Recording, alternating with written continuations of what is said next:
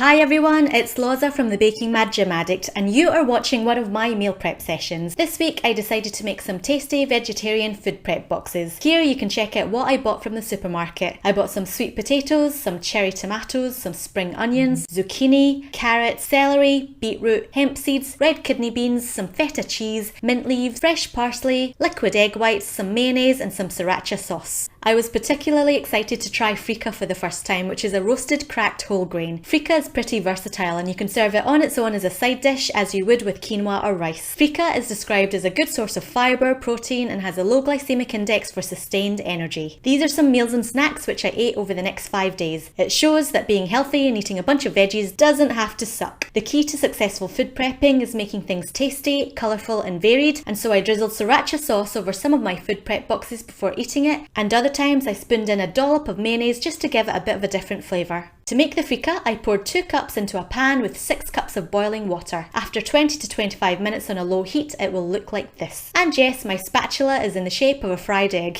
So awesome. I popped the FREEKEH into a colander to drain out all the moisture. While the FREEKEH was cooking, I peeled 7 small sweet potatoes, and yes, my potato peeler is in the shape of a carrot. So cool. It's probably best to keep the skin on the sweet potatoes to retain more of the nutrients. However, sometimes if the sweet potato looks a bit ropey and suboptimal, I just like to get rid of the skin.